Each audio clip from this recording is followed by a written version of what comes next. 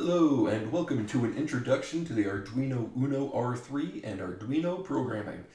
This is going to be a video series where I intend to show you how to start out with an Arduino, learn how to program it, and by the end of these 6 or so videos I am hoping that you will be able to hook up a bunch of sensors and servos and motors and just make an Arduino do something. It's not going to be comprehensive, it's not going to be super in-depth, but it is going to basically try to cover all of the basics. Now, in this video, I'm going to cover the layout of the Arduino Uno. We're going to go over some programming fundamentals for Arduino C, and I'm going to do some basic programming along with you actually to be able to make some lights blink, the simplest kind of starter program that you can do with Arduino. For this series, I am going to be using pieces exclusively from this kit. I will put the link in the description.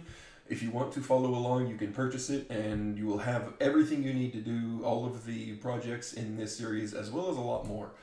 I think this is a good starter kit. It has the resistors, the buttons, and all of the little bits and bobs that you can possibly need for a good Arduino kit.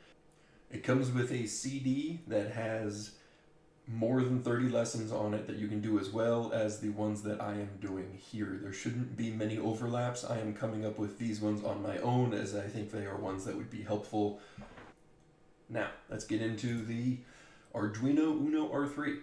This is the board that we're going to be using. If you notice, the one in the kit is the Elogo Uno R3, not the Arduino, but you know what, they're exactly the same. They all use the Arduino framework.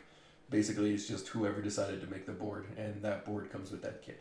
So they're all the same, don't worry about it. Some specs about the Arduino. It uses the ATmega 328P microprocessor, that is this chip right here. That is in order to do all of your processing. That's the workhorse of the whole thing. Everything else on there is just to support that chip. It has 14 digital I/O pins, which is input and output pins. It has 6 analog input pins, which also can be turned into digital output pins. So you have an opportunity of having up to 20 digital pins. And everything the Arduino does is open source. I really like that. If you're not familiar with it, open source means that they make available every single thing that they have to the public. So you can go to the Arduino website and you can look at their code that they use in order for their firmware, so you can make your own if you want it, or you can dissect it. You can look and see the schematics for their different boards, and you can even look and see the Gerber files that they use in order to print their boards. I think it's very good. It's extremely helpful when you're learning to be able to go to their website and know that you have the ability to find every single bit of information. There's nothing proprietary, there's nothing secret, it's just super helpful. Now, we'll get a top-down view of the board so we can look at the pinout. There's a row of pins on this side, there's a row of pins on this side, and there's 2 groups of male pins. Now, to break this down to make it a little bit easier, we are going to look at it one bit at a time, and we'll start in the upper right over here, and we will go counterclockwise. So, starting with, in this section, we have the reset button. You push this button, it turns off the board, turns it back on again. Simple. A USB-B port. This used to be known as a printer cable. It's the large square USB. It comes with the kit. They give you like a foot-long cable that you can use so you don't have to worry about it. Next is a 2.1 millimeter DC jack. This is where you can plug power into the board if you do not want to power it with USB. So if you're doing anything where you're not going to be hooked up to a computer or you just don't want to use the USB port, you can use the DC jack and it will power the board for you. Now on the left hand side here, we'll start out, the top pin has no connection. The next one gives you 5 volts. And then there is the reset pin, which is exactly the same as the button over here. You pull that to ground and it will reset the board. So if you want to have an external reset, you have the ability. Next, you have the 3.3 volt rail along with the 5 volt rail again. These two are exactly the same, but you have 2 places you can grab 5 volts. It's nice. There's 2 grounds, and then you have VN, which needs to be 7 to 12 volts. If you don't want to power the board through the DC jack or the USB port, you can give this thing anywhere between 7 and 12 volts and it will power it through this pin. Next, we have the analog pins. In the pink, you will see the name of the pin. In the teal color is the long form name, and in the blue is the secondary functions that those pins also have. So we have A0 through A5, which are your analog pins 0 through 5. Also, A4 and A5 are your SDA and SCL pins if you're using I2C serial protocols, which we will probably get into later when we cover serial stuff. Next, we have the right side of the board. So this is digital pins 0 through 13. Then pins 0 and 1 are the serial port, transmit and receive as well. Pins 2 and 3 are your external interrupts 0 and 1. We'll get into external interrupts later. Pins 10 through 13 are your SPI, or serial programmable interface pins. It's a different form of serial communication. It's a 4-wire communication as opposed to I2C, which only uses 2. There's a lot more to it than that, but we'll just leave it there for now. Then you have a ground, your analog reference voltage, and your I2C, SCL, and SDA pins again, which are also your serial clock and your serial data pins. Now, there's this little programming head down here, which is male pins. That is your ICSP, or inter-circuit serial programming. That is used directly to load the bootloader onto your ATmega 328P. You do not need to worry about this necessarily when you're starting. There isn't that much you need to do with it, and the Arduinos you buy already have the program bootloaded onto it, so you don't have to worry about firmware. But if you needed to, that's what that's for. The other group of pins up here are the ICSP for the ATmega 16U2. I have not mentioned the 16U2 yet. That is this small chip right here. And its only function is to help the larger processor speak with your computer over USB. The 328P doesn't have the ability to do that by itself, so they have to put another board in between. Or another chip in between, sorry. And that is the Arduino Uno pinout. Next, we will go over the IDE and how to download it so you can start programming in Arduino. Now that we know a little bit about the Arduino, we can get into actually doing something with it. But before we can do that, we need to download the IDE, or Integrated Development Environment. To get that, you need to go to arduino.cc, then click on Software, Downloads. When you get to this screen, I will try to remember to put a link to this site in the description as well. But when you get to this screen, you need to choose which one you want. For Windows, either get the Windows app if you like running apps, or the regular installer. And if for some reason you don't have admin privileges on your computer, you can download the zip file, which is a folder that it's already installed into, and you can just run it from that. If you have Linux or Mac, then you can get it from here as well. Be careful and do not download one of these. These are beta and alpha builds, and definitely a can of worms you don't want to get into when you're first starting. Once you have downloaded that, you need to run the installer that you downloaded, actually install the program. I'm not going to do that here because I've already done it. And then open it up, and you will be at the same point I will be when we start the next clip. Here we are in the Arduino IDE. This is the Integrated Development Environment. Basically, it means it's where you program your Arduino. Now, I'm not exactly sure because I've already had it installed, but I'm pretty sure that when you first open it up the first time, it just brings up a new sketch. Programs in Arduino are called sketches. And I think it looks just like this when you open it up.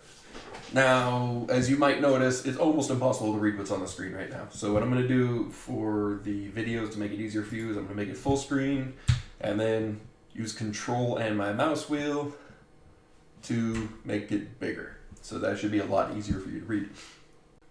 Alright, the first thing you need to know is in order to start a new sketch, go up to File, New, and it'll create one just exactly like it showed you a second ago.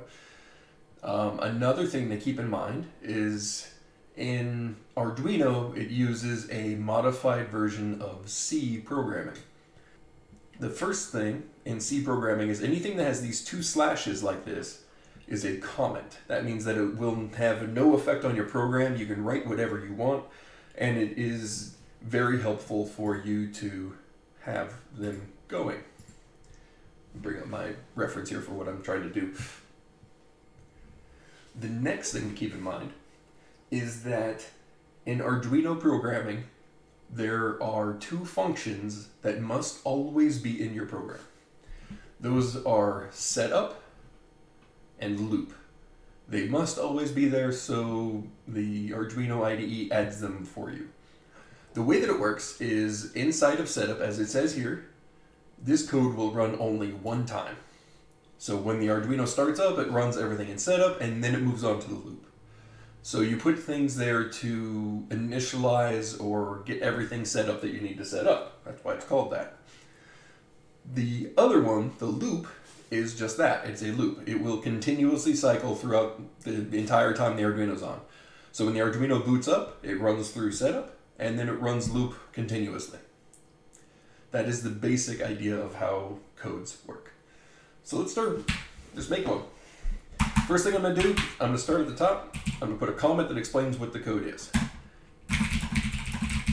This will make the the light on the Arduino blink. Okay. The next thing I like to do, this is personal preference, but I like to have the open bracket for things on the next line. It makes things easier for me, so I'm going to set them both up that way. This way I can see when I have open and closed brackets a little bit easier. You don't have to do that, but that's the way I like to do it. Now, before we get to writing our setup code, we need to declare our variables. So I'm going to add a couple spaces in the top. When you declare a variable in C, first you have to say what the variable type is. So I want this to be an integer, so I'm going to write int. Then you call the name, you call it the LED, and then what the variable is. So what I'm doing here is the Arduino has an LED built into pin 13.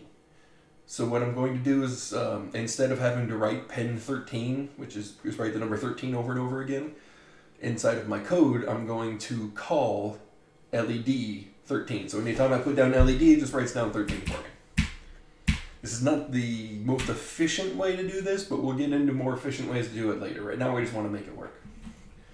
So inside setup, I have to tell the Arduino what it's going to do. So I need to call a function called pin mode. Pin mode. When it's right, it turns a different color, so you know it's the correct thing. Now the pin mode tells the Arduino what the pin is. So it's going to be an input or an output. As you've noticed, I keep on saying input or output. Inside the program, you determine whether it's an in or an out. So you have a lot of different possibilities there for your code. But you have to tell the Arduino what to do. So we're going to call pin LED, which is 13. And we're going to tell Arduino that it's an output. Now, one thing to keep in mind is C is case sensitive. So you need to make sure that everything is capitalized the same, otherwise you will get a syntax error, and those can get annoying sometimes. I'm sure we will see plenty of errors throughout this series. So that's all I need for my setup. I'm only doing one thing, so just tell it that. Now, get into our loop. What are we wanting to do? Okay, well, we want to turn on the LED. What does that mean? Well, it means we need to send a current through pin 13, which we've called LED.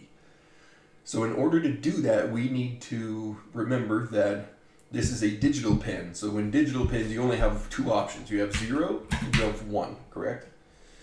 Now, the way that Arduino deals with this to make it a little bit easier is it uses the terms low and high for 0 and 1. You can also use 0 and 1, but it's just cleaner and easier to say low and high. So what we need to do is we need to tell it that the LED pin will be high. So to do that, we use digital write LED high. So that tells it digital write. We have to give it two things. We have to tell it the pin number, which is LED. I have to tell it whether it's low or high. So that turns on the LED. If we were to run this right now, it would just have the LED be on all of the time. Well, that's not quite what we want though, right? So we want to turn it off next. So we need to do digital LED low. Okay. So now this will turn on the LED and then turn it off. Turn it on, then turn it off. Turn it on, turn it off. Turn it on, turn it off. So it's blinking. But how fast is it blinking? Well, the Arduino has a 16 megahertz clock. So that means 16 million times a second it does something.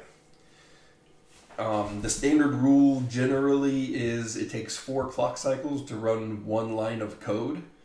So, we can figure out, well, we have something like 20 lines of code, so that's, 80 clock cycles. So, we can do the math and figure it out, but whatever. The point is, it's going to blink so fast, we won't even be able to tell. It'll either look like it's on all the time or off all the time. So what we need to do is we need to slow it down. In order to do that, we can go in and tell the Arduino to delay. Delay is to tell it to wait, and this is in milliseconds. My Arduino that I got from the kit already had the standard 1 second on, 1 second off blink on the board itself when I plugged it in the first time. So to show that we're doing something different, we'll do it different times. So let's call it 3 seconds. All right? So it'll be on for 3 seconds. Then it will turn off, and then the loop will restart, and it will immediately turn back on again. So that's not what we want either. We want to be off for a certain amount of time. So we need to put another delay. And this time we'll do half a second. Ooh, I almost made a mistake there. Don't forget your semicolons at the ends of lines. That's very important. I will probably do something to show what it looks like when that comes up, but we will get to that in a minute. I won't actually show it correctly the first time. So this is it. This is our program. This will start up. It will initiate the pin mode to make pin 13 an output. It will turn it on for 3 seconds, and then it will turn it off for half a second. Okay, great. So we wrote the code. What do we do now? Well, first what we need to do is we need to save it, and we need to have the IDE check it for us to see whether or not it will actually work. So to do that, we can do both at the same time and say verify. It's a little check mark. Opens up the save menu. You can see I've already made a couple of these, so I'm going to call this one Blink 3. You can call it whatever you want, it doesn't matter. So it's called Blink 3. At the bottom of here, you see it says compiling sketch. So that means it actually goes through, it compiles the code, checks to make sure it works, says done compiling. That's great. That means there was no errors. So what's it look like if there's an error? Okay, well, let's say I actually did forget to put the semicolon like I tried to do. What does it do then? So we verify now. Okay, so now we have an error. See, it turned orange and it's pink, everything's colorful. At the bottom, it says here, expected semicolon before the end bracket.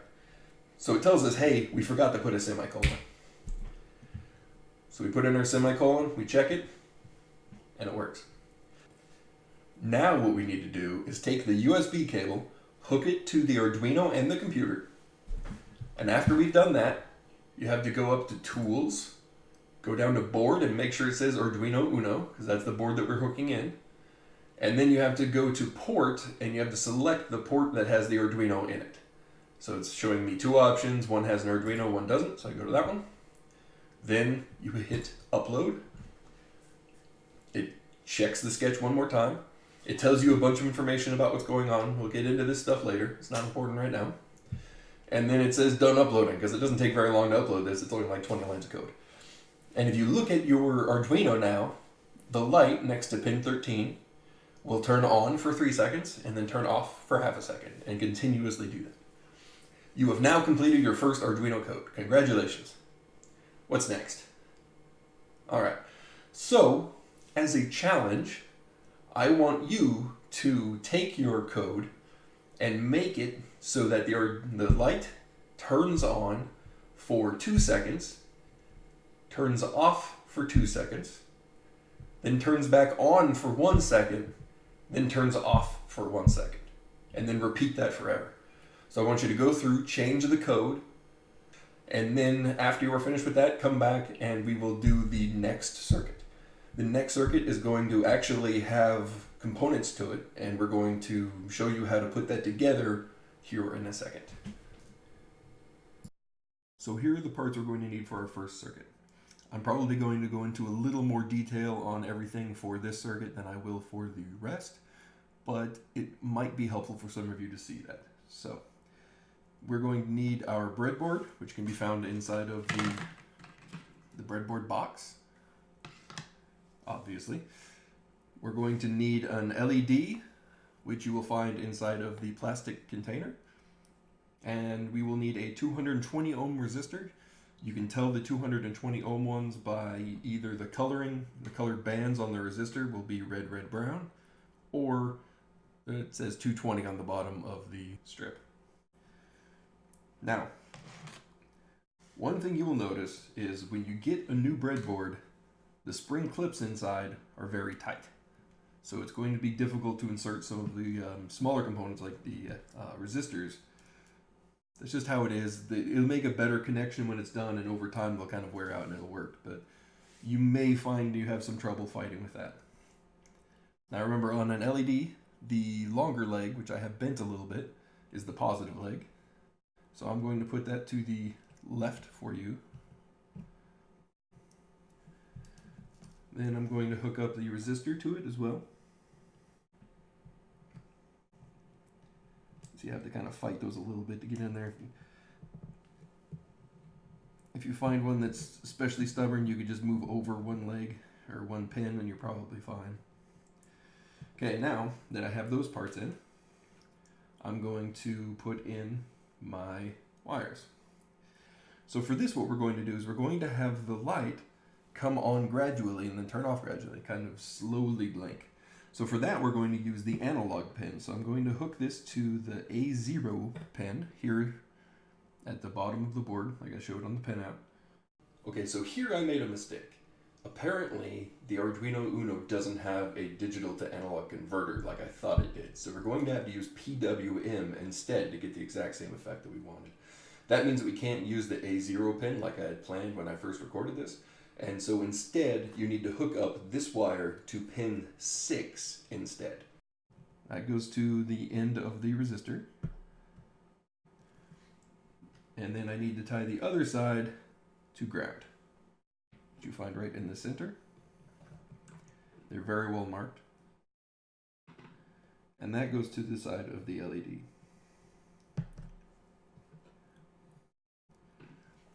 And that's it. That's all we need for the first one. Now I will move on to showing you the code, and we will see how this actually comes about. Okay, so here we are in the Arduino IDE again. This is a brand new sketch. Same thing you see every time you start up a new sketch. First thing we need to do is we need to make a comment that says what the program does. So this will make the external LED fade in and out. You might be wondering why I make so many comments like this in the beginning of my programs or whatever. The main reason is the fact that I've learned from experience that you can never comment too much.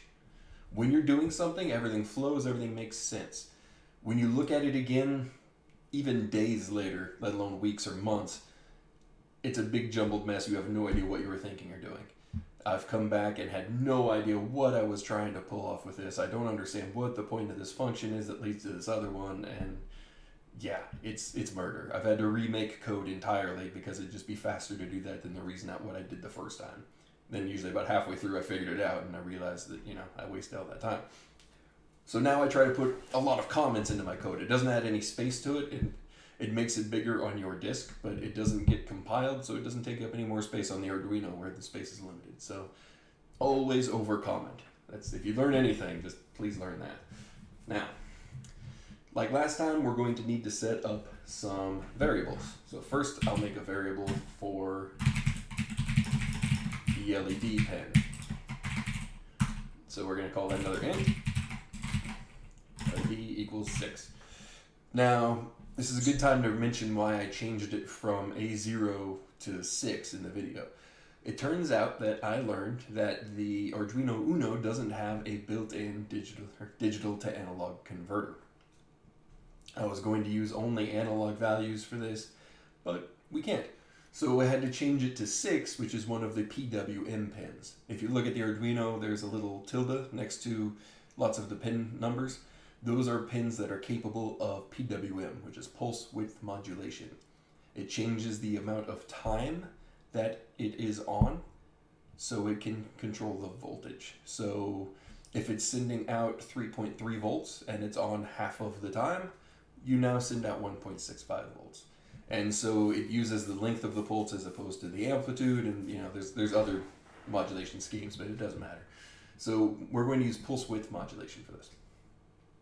Good deal. Now, we're going to need to have another one. We want this to fade in and out. There's a time component there. So just to make our life easier, we will keep that as a variable rather than try to figure it out on the fly. We'll call that duration. So we have the duration of the fade in/out. Make that an int. I'm going to call it dir. And I think, let's go 2 seconds. So that's 2,000 milliseconds. Okay, good deal. Then we're going to need one to hold how bright the LED is going to be, right? So we need to keep track of the brightness of the LED. I can't type well today, sorry. So yeah, okay, we're going to call that an int, and we're going to call it bright. We'll start at 0. This is where it's nice to get into what kind of resolution we have for the brightness of the LED. So we'll put this up here just so we remember. So it's going to be a value between 0 and 256. So the Arduino Uno has 8 bits of resolution, so that's 256 values. Sorry, so it's 255. The most common mistake, which is one I just made right there, is to remember in programming you start counting at 0, so if you have 256 things, it only goes to 255.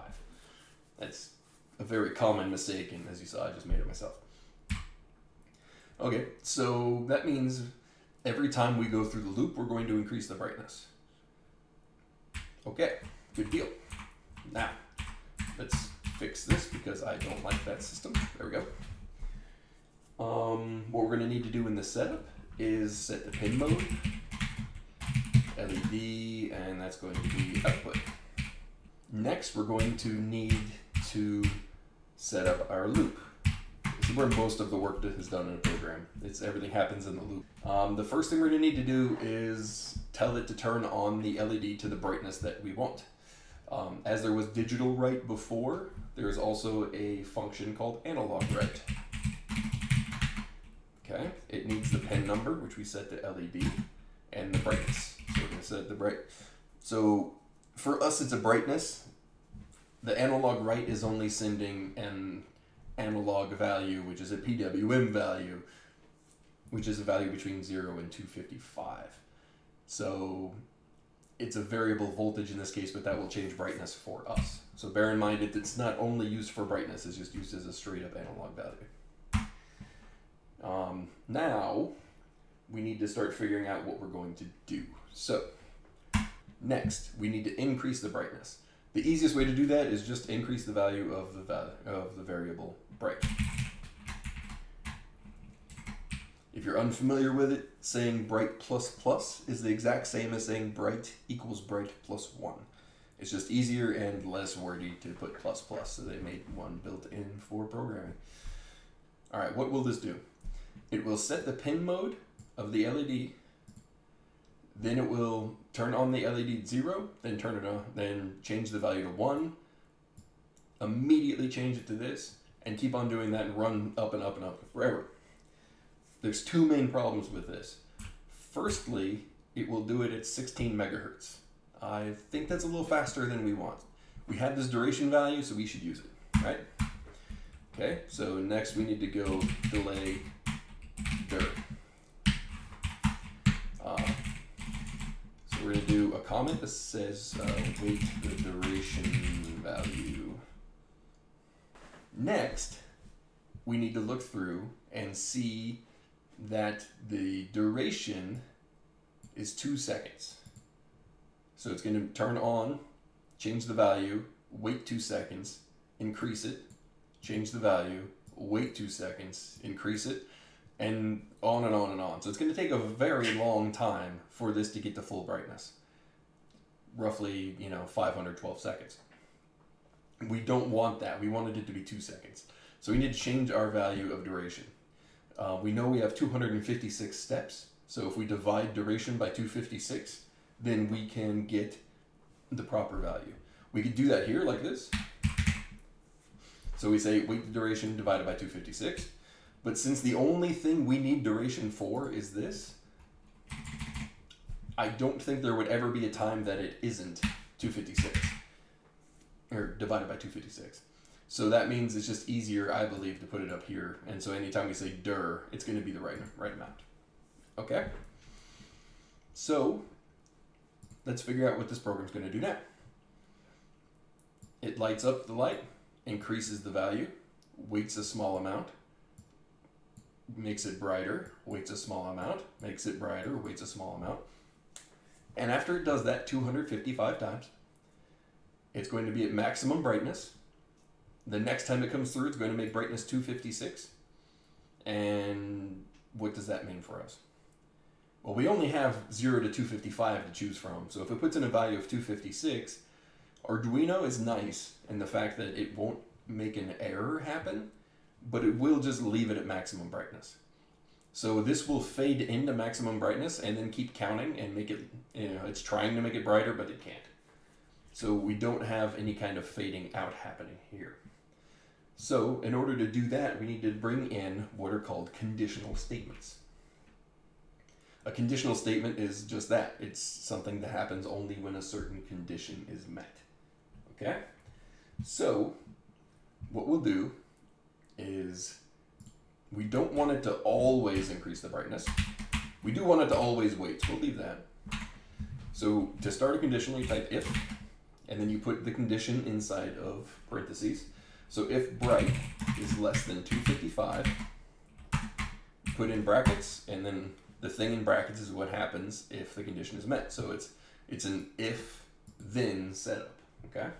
So if it's less than 255, bright plus plus. Okay. If it's not, so we can say else. So if the condition is not met, it will do this, right? So if it's not, we'll set the brightness back to 0. Okay. So what does this do when we run it? All right. So why don't you take a second, verify it. So you need to save it. I'm going to call this analog blink. Okay. Then need to, once it's done compiling, all right, so there's no errors, we're good to go. So then upload it onto your Arduino and see what it does. Go ahead, pause the video. As you can see, it lights up, gets brighter for 2 seconds, and then goes all the way back down to nothing, and then gets brighter for 2 seconds, and then drops all the way back down to 0. Then gets brighter for 2 seconds, and drops all the way back down to 0. It's close. It's turning on and off, so that's kind of what we wanted. But we wanted it to fade out as well as fade in. So we're close, but we're not quite there yet. And in order to make it do what we want it to do, we're going to have to implement what is called a state machine, where it's going to be the most simple state. There's 2 states. There's going to be getting brighter, and there's going to be getting dimmer. That means I'm going to have to make another variable. So first I'm going to comment it with this, and it's going to be indicates what state we're in. State we are in. Then it's going to be a Boolean. A Boolean is a value that's either true or false, which you indicate with just the word bool before it. And I'm going to call it ascend and set it equal to true. Now I'm calling it ascend because in my head that makes more sense. The value is getting larger, so it's ascending, and then it's going to be descending. So it goes up and then it goes down. Now we need to actually use this somewhere in our code, right? So when does this happen? Well, we want this to happen only when it's ascending, correct? So that means if we are in the state ascend, this happens. So we're going to have to make another if-then statement. This is called nesting if-thens. It's going to be a conditional inside of a conditional. So if ascend is equal to true. There's 2 things to note here. First, this is a Boolean value. If I wanted to, I could take out this section entirely and it would work. Booleans are either true or false. And so they are actually stored in the computer as a 0 or 1. So the way that this would be recognized by the computer is that if 0 or if 1. 1 is always true, 0 is always false. So you can write if ascend. I don't like to do that personally though. I like to write it out. So if ascend is equal to true. That way I look at it and I'm like, oh yeah, I'm checking to make sure this is true. It takes a little more typing, but for me it just makes a little more sense and makes my code a little bit easier for me to read. The second thing to notice is that there's two equal signs here.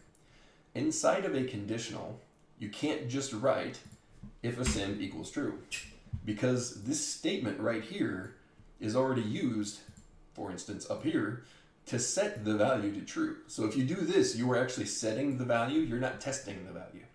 So this will always be true because it's going to check to make sure if ascend is true at the same time as making it true.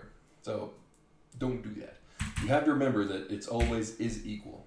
The way that I remember that is that the equal sign has two meanings in English, in the English language. It means either is or equals. So if you notice every time I write it, I keep saying is equals. It's because I'm checking to see if ascend is equal to true. So that's, I don't know, it helps me. Hopefully it helps you as well. Whatever it takes to remember that, but it's very important to remember that you need to have two equal signs. Now we need to put everything that's going to happen in brackets. So this is all the things that will happen if it's in the ascend state. Now I'm going to highlight it and push tab, and that's a quick way to indent the whole section, just so it's a little bit easier to read.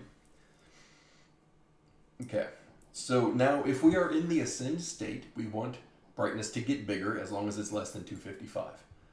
Otherwise, it's going to set it to 0, but that was wrong. We don't want that. So what do we want it to do? Well, we want to take it out of the ascend state, correct? So we're going to just set ascend equals false. So we're no longer in the ascend state. And then on top of that, we know the first thing it's going to need to do is to drop the value of brightness by 1. So let's just do that. So now we're back within, the values that we want. Otherwise it'd be 255 and then 255 again, which isn't what I want. I want it to go up to 255, then immediately come back down. So that is what happens when it is in the ascend state. What about when it's not in the ascend state? Okay. Well, for that, we can write if ascend is equal to false. And then we can write whatever we want to happen, right? This isn't a very good way to do it. It's a little bit slower than what is needed to be done. There's only two states this can be in, true or false. So if it's not true, it will be false. So instead of writing an if here, we can actually do an else. So if it's not in the ascend state, we wanted to decrease the brightness. So we could just say bright minus minus. And so it will, whenever it's in the descend state, I'll call it, it will decrease the brightness. That's great. But we only wanted to do that until it gets back down to 0. Then we want it to ascend again. So we need to kind of make it yo-yo, correct? So the easiest way to do that is to do another if-then statement. So we're going to nest another one. So if bright is greater than 0, then we want to go bright minus minus. Else, we want to do ascend equals true and bright plus plus. So once again, we're just going to put the first step into this because we know every time it gets to that value, we want it to kick back up 1. So might as well do it here. And then it will come out and it will wait our allotted amount of time. So what does this do? So once again, we're going to test we're going to test to make sure that it works. Our code compiled just fine, no problem. So then I want you to use this button here and upload it and check to make sure that it works correctly. Go ahead and pause the video. So if you were unable to or didn't want to do this, then you can look at this video here and see that it fades up to full brightness and then fades back down to nothing. And it is functioning properly. What I want you to do now is I want you to come back and change this code, much like we did before. But I want you to go and I want you to add a second LED that will have the exact opposite functionality as the one that we have already. So these two lights are going to alternate is what we're looking for. So go ahead and do that on your own, and then next time we will get into the next section of this series, which is going to be covering buttons and how to make them do things for you. So thank you, and I'll see you next time.